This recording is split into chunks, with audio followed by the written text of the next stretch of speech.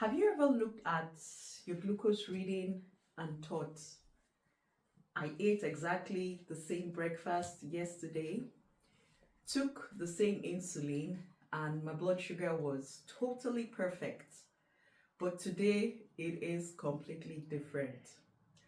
Does this sound familiar? For me, it sounds very familiar, and I'm sure it does for most of us living with diabetes, especially type 1 diabetes. To be honest, the truth is your blood sugar doesn't just respond to what you eat. It responds to what's happening throughout your whole entire body. Today, I am going to explain why the exact same meal can give you completely different blood sugar readings from one day to the next. Once you understand this, you will stop feeling like you're failing and start making better diabetes decisions. Now, let's look at why this actually happens.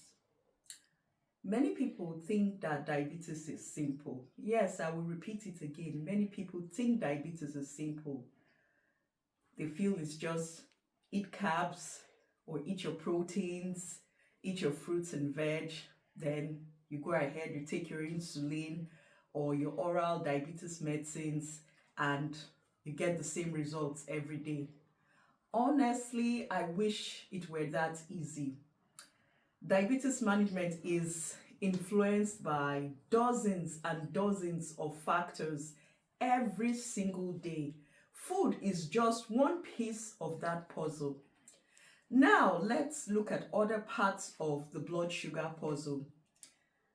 Puzzle 1 is stress changes everything. When you are so stressed, your body releases hormones like cortisol and adrenaline. These hormones actually tell your liver to release extra glucose into your bloodstream. So even if your breakfast hasn't changed, your blood sugar might rise much higher than the day before. Now we'll look at puzzle piece 2. So this is sleep. One bad night's sleep can actually make your body more resistant to the insulin that you produce or the insulin that you inject. The same insulin dose may not work as well as it did the previous day. That is why after sleeping poorly, your usual breakfast may suddenly cause your sugar levels to go higher than they did the previous day, even if it's the same breakfast or the same insulin dose or the same oral diabetes medications taken. Now we'll look at puzzle piece 3, hormones. Yes, hormones. I'm sure you guys are probably tired of me talking about hormones, but all of this gives you a bigger picture of what diabetes really is. Diabetes is a complex puzzle game. So you need different puzzles to understand it, puzzle pieces to understand it better. So now let's look at how hormones affect us as either males or female. In women, you may notice blood sugar changes during different stages of menstrual cycle, pregnancy, or menopause. Men also experience hormonal changes that actually affect insulin sensitivity. Your hormones today are not necessarily the same as yesterday. That is an important point to note as well. So let's look at the puzzle piece 4, so physical activity. We all know that when you're physically active, insulin sensitivity increases. So on a less active day, the same meal may produce higher blood sugar levels because you were less active than the day before. So now let's look at puzzle piece 5. We're going to talk about injection sites or your pump sites. So when you repeatedly inject in the same area, scar tissues could form or lumps could develop. Insulin will now be altered by either being absorbed more slowly or unpredictably. Sometimes it's not the insulin, it's actually where the insulin is being delivered. So endeavor to always rotate your injection sites or your pump sites, because this can affect what your blood sugars might look like even if you ate the same food days and days and days and days and on and on and on. Timing matters. Now let's look at puzzle piece 7. It is worthwhile to note that even a mild cold, infection, or inflammation can actually push your blood sugars higher. Sometimes your body actually starts fighting illness before you even notice any symptoms. So this is another puzzle to consider, another puzzle piece to consider. Now let's look at puzzle piece 8, hydration. Not drinking enough water can concentrate your glucose levels in the bloodstream. Dehydration can also affect how your body uses insulin. Now, puzzle piece 9, we're getting to the end.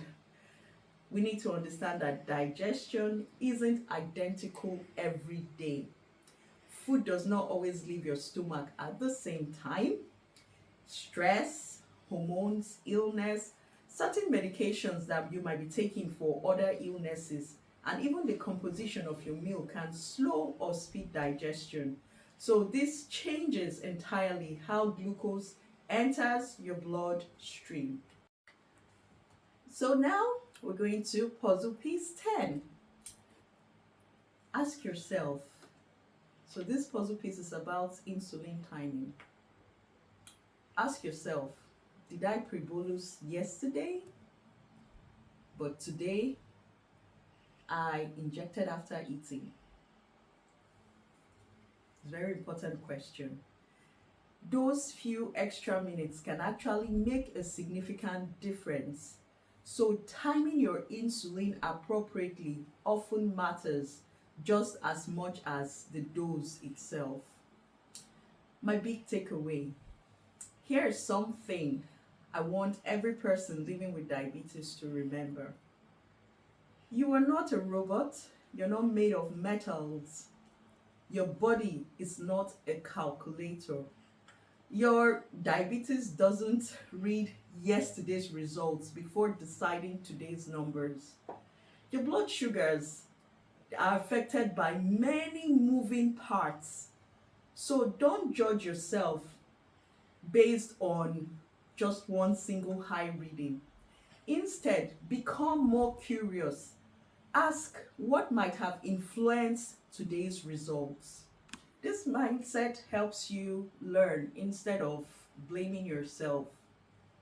So, practical tips. Number 1, I keep a simple diary. I keep a simple diary. I have always said it because I need to understand where triggers come from and how I can make adjustments to make my diabetes care better. So I keep a diary every single day. The food I eat, my blood sugar readings, my sleep patterns, stress, exercise, and illness. Over time, you will begin to notice patterns from all these different aspects of diabetes management that I have talked about. I do this every single day, and it helps me to understand patterns of what's going on with my blood sugar, even if I'm eating the same lunch every single day. So you need to know that these patterns are far more valuable than you chasing perfection in your diabetes care. My call to action today is remember that diabetes is not about getting perfect numbers every day. I used to be in this school of thought, but now I have repented, and I don't think that your diabetes care should be based on just getting perfect numbers every single day. No, it's about you understanding your body well enough to make that next decision a little better than the last time. If this video has helped you understand why the same meals don't always produce the same blood sugar, please like, subscribe, and share with someone living with diabetes. Together, we're building diabetes care through reality-based education, and I will see you all in the next video. Bye.